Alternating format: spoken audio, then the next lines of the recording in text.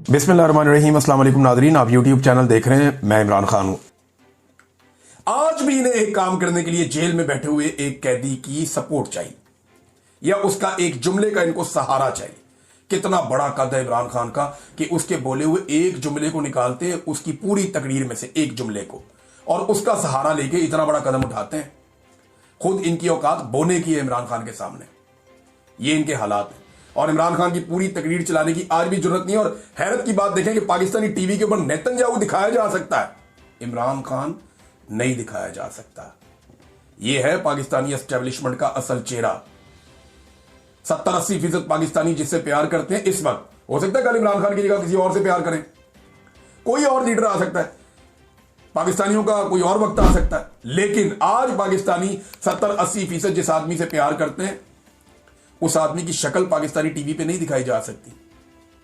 और 100% पाकिस्तानी जिस आदमी को पसंद नहीं करते नेतन्याहू, उसका चेहरा जो है वो आपको पाकिस्तानी टीवी चैनल पे नजर आता है।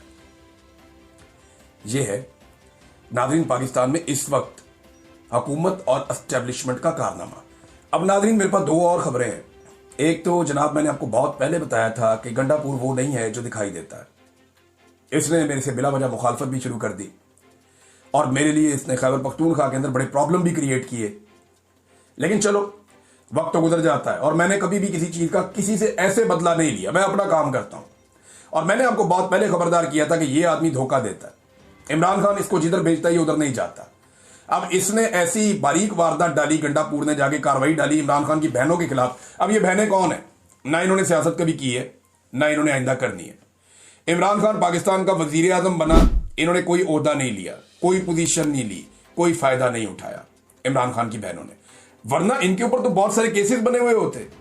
कोई एक केस भी बनाया जा सका आज तक कि जनाब इमरान खान ने अपनी बहनों को, रिश्तेदारों को फलाना फायदा दे दिया? एक टके का केस ये नहीं बना सके। इसका मतलब है उनकी सियासत में दिलचस्पी नहीं है, उनकी दिलचस्पी अपने भाई में है कि हमारे भाई के साथ जुल्म नहीं होना चाहिए, हम अपने भाई के साथ खड़ी होंगी।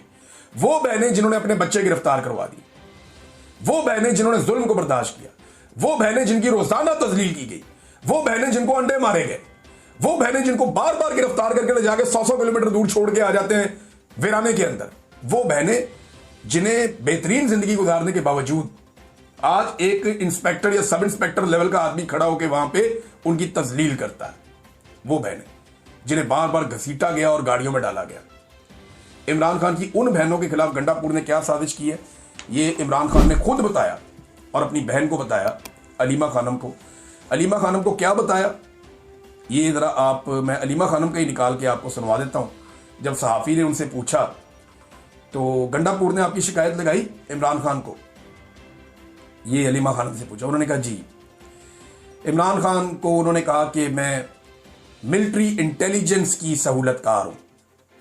नंबर 2 कि मैं पार्टी की चेयरमैन बनना चाहती हूं। नंबर 3 सोशल मीडिया को मैं कंट्रोल कर रही हूं। और अलीमा खान ये बताते हुए मुस्कुरा भी रही थी और थोड़ा हैरान भी थी और वो भूल भी रही थी कि और क्या कहा था। उन्होंने एक दूसरे लोगों से पूछ के बताया। ये गंडापुर ने जाके इमरान खान को कहा कि तेरी बहन ये काम करना चाहती है। हालांकि बार ये गंडापुर अलीमा खानों के आगे पीछे फिरता। आपने देखी होगी वीडियो, तस्वीर आपने देखी होगी। ये जानबूझ के कैमरामैन लेकर जाता है, जब मैं अलीमा खान से बात कर रहा हूं ना, मेरी फोटो चिक लेना, वो आगे पीछे फिरता है उनके, बाहर लोगों को साबित करता है कि मैं तो इस खानदान का वफादार हूं, या मैं चले अलीमा खानम का साथ दे रहा हूं, वो इमरान खान के लिए खड़ी है। प्रॉब्लम क्या है वो भी अलीमा खानम ने बताई। और अंदर जाके इमरान खान को उसने ये कहानी सुना दी, जनाब आपकी बहन जो है वो पार्टी पे कब्जा करना चाहती है, वो मिलिट्री इंटेलिजेंस की सहूलतकार है MI की।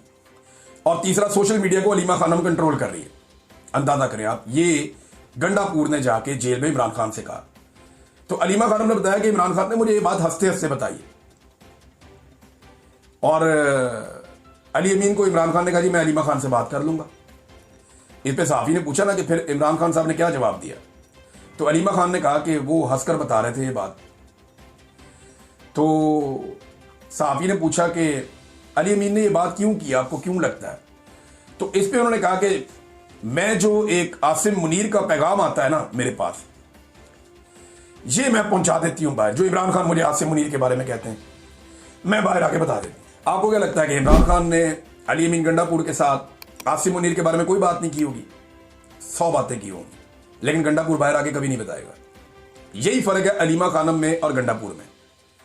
अब क्योंकि अलीमा खानम बाहर आके बता देती हैं और अली अमीन गंडापुर आसिम मुनीर साहब के बहुत करीब हैं या वो एस्टेब्लिशमेंट की गुड बुक्स के अंदर हैं, लिहाजा अली अमीन गंडापुर साहब अलीमा खानम को एस्टेब्लिशमेंट के कहने के ऊपर दीवार के साथ लगाना चाहते हैं। इससे पहले यही काम अली अमीन गंडापुर ने बुशरा बीबी के साथ भी किया था।